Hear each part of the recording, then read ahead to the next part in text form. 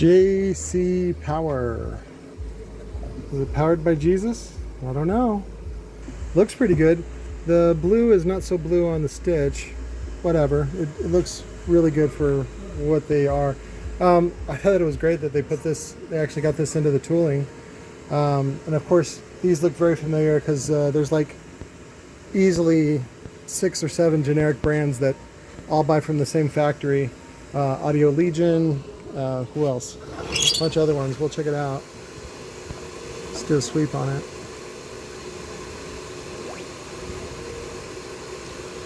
Wow, FS is 26 hertz, 25.5 hertz. So after a while, it'll go down to 25.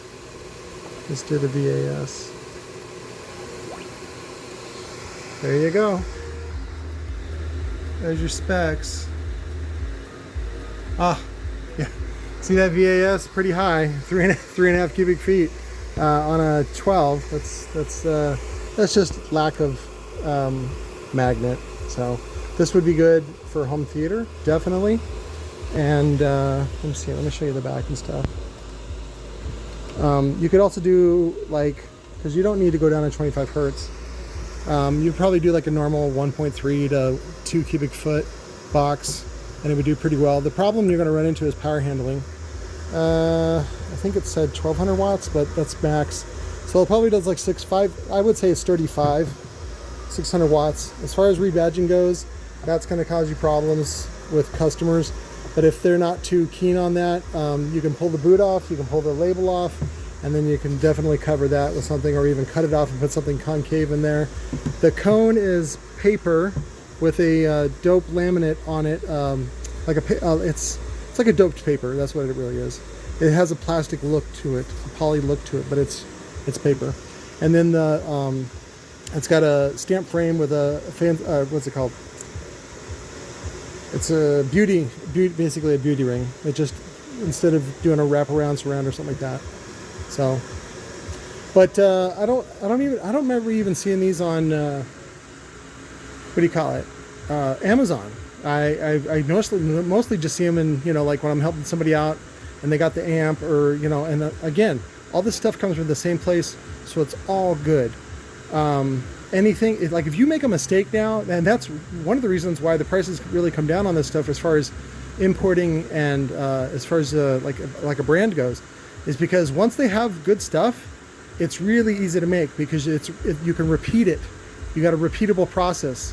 And that's typically why, you know, like when you go to China, they're like, yeah, we can put your name on it, and then just buy 100 of them at least, and then they'll make them for you, and and then I'm sure if you buy like 500, you get this put into it. Not that it does anything, but again, I would love to import like a generic, and then you sell it as something else. But that's just my thing. Chances are it probably has a 2.5-inch coil. I'm betting that it might be full 2.5. Yeah, I can kind of see it in there. And then it's got the nice terminals. I sometimes don't like this because sometimes when you press too hard, it tweaks it, just because it's steel and it's kind of flexible. But for the most part, if you just grab it like that, instead of pushing like that, you should be fine. Vented back, radial vents, all around a pretty good woofer. Again, this would be really fantastic for a home theater setup. And you could, for somebody like in home theater, they're not going to dig into the cabinet. So this would be really great for rebadging for home theater, for high-end clients that are used to paying, you know, $1,000, $500 for a replacement driver. You're like, hey, I got you, bud. Let's do this one for $350, and I'll even do free install. And they go, sure.